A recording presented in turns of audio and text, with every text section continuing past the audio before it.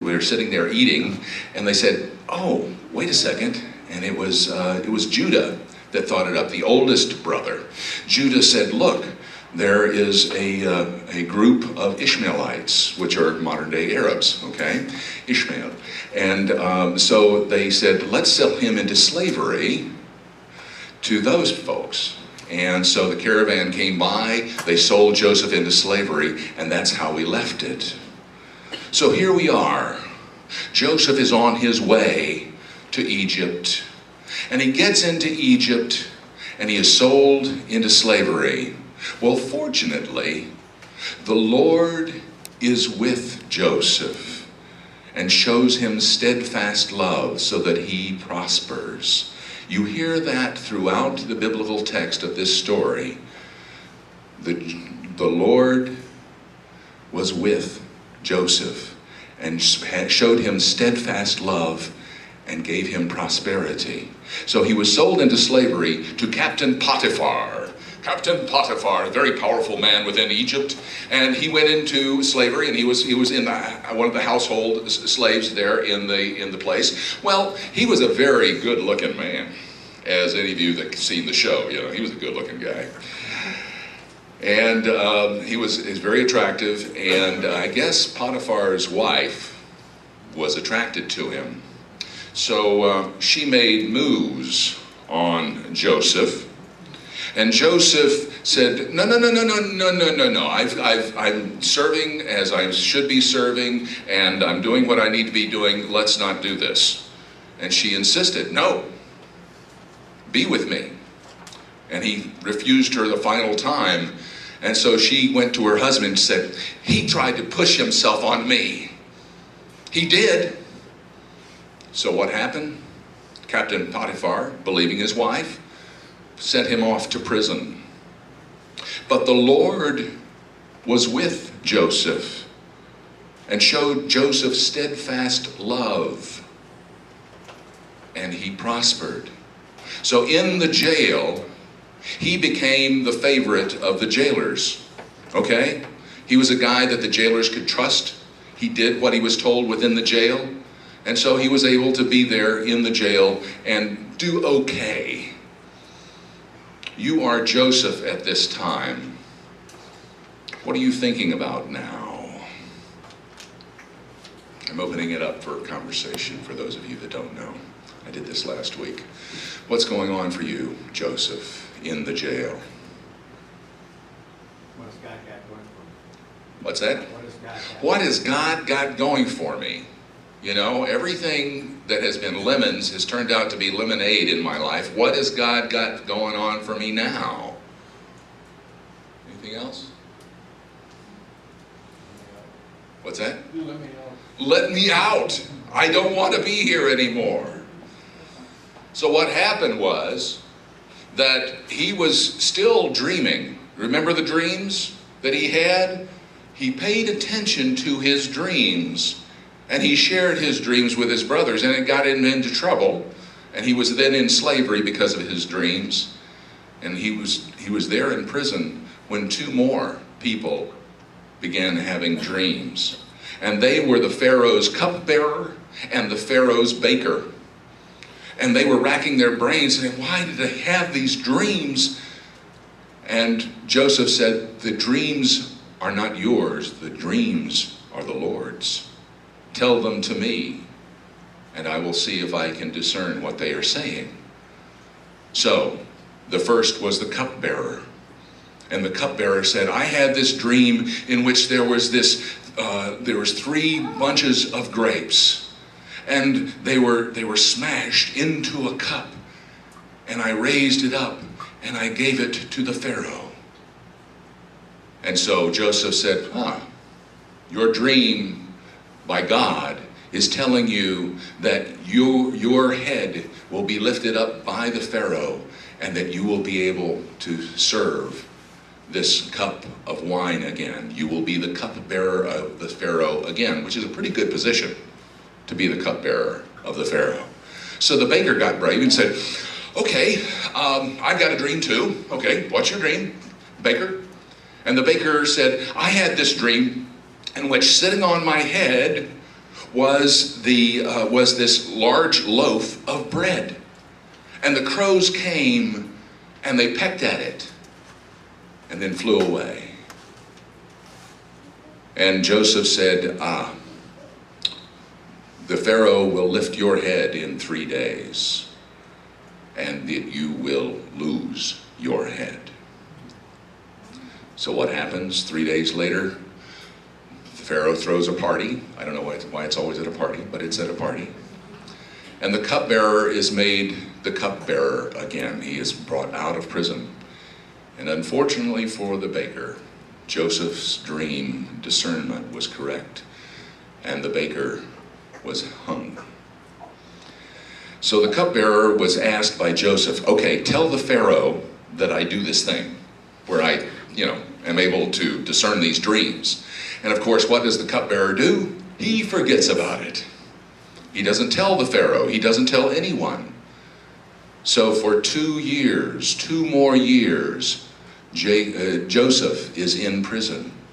Joseph, what's going on for you now? Come on, God, what's going on? Come on, God, what's going on? I did this, I discerned this dream. It was I was right. People saw that I was right. Come on. Who can I trust to tell? If I'm going to ask them to tell, why don't they tell? Yeah, I trust God, but I'm having a hard time trusting people. Who can I trust around here?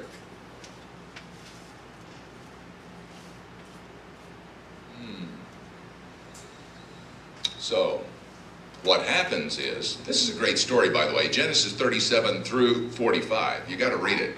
It's a lot more salacious than I'm telling you. See, I'll get more people reading it. So then the Pharaoh has a dream. And the dream is that he sees 7 cows coming out of the river Nile.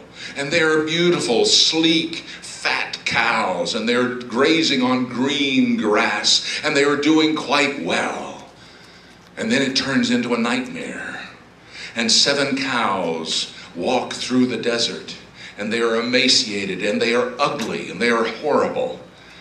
And the Pharaoh is racking his brain, and he's going to all his priests, and what does this dream mean? What does this mean? And the cupbearer finally gets it and says, oh, I remember a guy. I'm putting a stupid voice on it, but I'm just trying to do him, he just forgot for 2 years. He says, there was this guy in prison, this Hebrew guy, that could help discern dreams. So they brought Joseph into Pharaoh's court, and at Pharaoh's court, Joseph heard the Pharaoh's dreams. And he said there were 7 sleek cows coming up out of the river Nile, and there were 7 emaciated cows dying. What does it mean? And Joseph said, the Lord says that for 7 years we will have great plenty. The land will be very fruitful. And then for 7 years we will have famine. The land will dry up. The east wind will come through, and no one will be able to survive unless you put up stores for those 7 fruitful years, so that you may feed the land for the 7 famine years. And so the Pharaoh makes him second in charge. He's vice Pharaoh, okay? Vice Pharaoh. He's in charge, basically. He takes his ring, his own ring, which is a very important thing, and he gives it to Joseph. Joseph is the second most powerful person in Egypt, and at that time the world, okay? And so he is there, and during the 7 fruitful years, things are going quite well. He's making sure that all the buildings are made for all the grain and all the fruit and all the things that need to be dried and everything to prepare. And then famine sets in 7 years later. Oh, it does say that he's 30 years old when he tells this dream. So he's 37 when the famine sets in. That's kind of an important point. And then the famine sets in, and what happens? It's all the world. It's not just Egypt is going into famine. And the famine happens, and Jacob tells his son, we have almost no more food, but I hear they have food in Egypt. Go down and take some donkeys with you and see if you can get some food from Egypt and bring it back to us so that we may survive. So all the sons, except Benjamin, go down to Egypt. Jacob did not want to lose his son Benjamin. Benjamin was the other son of Rachel. Okay, another favorite son, just like Joseph had been a favorite son. So he kept Benjamin with him. And he went down to Egypt, and they were before Joseph. They asked Joseph, we need food. We need to have these things. Joseph knew exactly who he was talking to. But of course, his brothers did not recognize him. And Joseph asked them, tell me about your family. Well, our father is still living back in Israel, and it's Palestine at that time, and we've got a brother, Benjamin, and then we lost one. And Joseph is angrier and angrier and angrier. He said, I would like to see my brother. Oh, no, he doesn't say that. Excuse me. I'm letting him off the hook here. I want to see all your family, and I want you to come back to me with your youngest brother, Benjamin. So he gives them grain, and he puts money on top of the grain that they had given for the grain. So they didn't have to pay for anything. They got out of town with their grain, and they say, "Ooh, boy, he was a little upset. What was wrong with that guy?" And then they looked in their sacks, and there the money was on top of the grain. And they were thinking to themselves, what is going on? What are you thinking? What are you thinking, brother, as you're seeing the money on top of the grain as you go back to Palestine? Should we keep this money? We're in trouble. We're in trouble. This does not bode well. We did not give money for this. What could happen? They're going to blame us for something.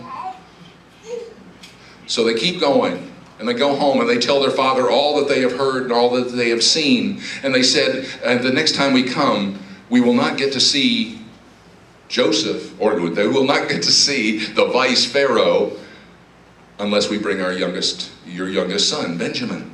And he said, I'm not going to send Benjamin. He's too valuable to me. He is the son of my old age. But they're able to eat for a while. But another year goes by, and they have to go back. And they go back, and Judah says, you know what? We've got to take Benjamin with us. Take my 2 sons. If I do not bring your son back, then your son Benjamin back, then you may kill my sons. I don't know what it is about killing people. This is Genesis, okay? So they go to Egypt, and they are talking with this vice Pharaoh, and they've got Benjamin. Benjamin recognizes Joseph, but he doesn't say anything. And he talks to Judah. Joseph does. And he says, so tell me, I want to keep this young boy here. And Judah, realizing that he just cannot do this, finally in his grief goes up to this vice Pharaoh and says, take me instead. Take me instead, thus sacrificing himself for the sake of his youngest brother. And it is at that point when Judah, now what had Judah done earlier? Sold him. He was the one that sold him into slavery. It was at the point that Judah finally saw the error of his ways. Finally, there was some God's justice. Finally recognizing that all was not right with his life and that he must sacrifice himself and put himself out there, that Joseph finally said, I am your brother. What are you thinking now, brothers? Crap. Uh-oh. Yeah. I'm going all Minnesota. Yeah, here they are. Oh, no. Oh, da. And Joseph brings Benjamin up to him and cries on his neck, and Benjamin cries on his brother's neck. And Joseph then forgives his brothers. And he says, go get my father. Bring all your lambs, bring your flocks, your whole entire household, and bring them here. I will take care of you, for we have 5 more years of famine. And because of this, our family, the family of Israel, will be fruitful. For the Lord was with Israel. The Lord was with Israel and had steadfast love for Israel, Jacob, Joseph, and the entire family. And so that is what they did. I had said earlier that I think it was important that the Bible did say that he was 30 years old when he told this dream, and that when the famine finally hit, he was 37. When does midlife happen? Pretty much in our lives. Around that time, 35, 40, some of us never.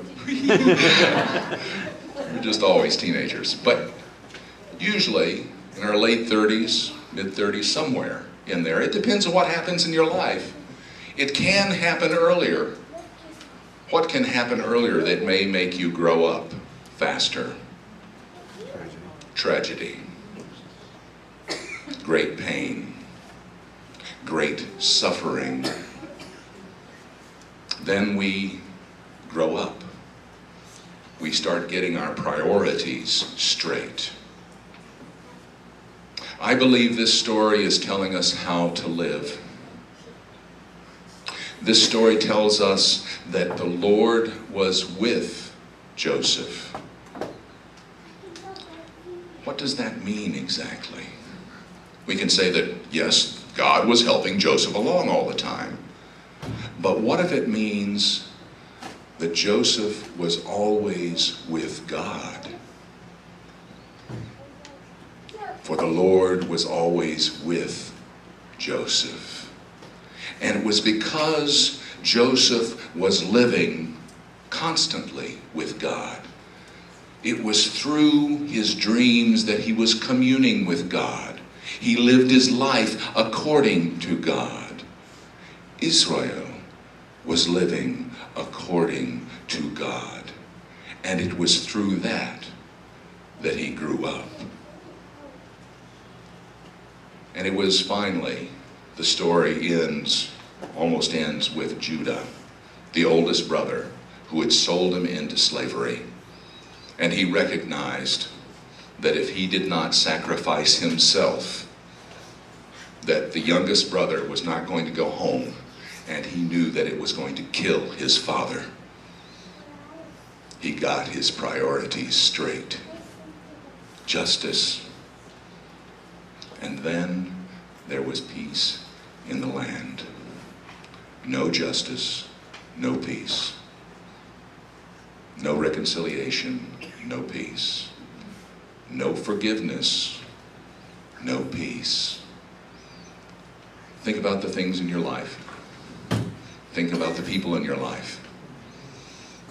I know I have several that I need to forgive, and people that need to forgive me. There are always that. There are always those folks. And allow God to be with you. You can't make it happen. The Lord is always with you. And thus it follows like the night of the day. Thou canst never be false to no man. Be true to thyself. Be true to God. Amen.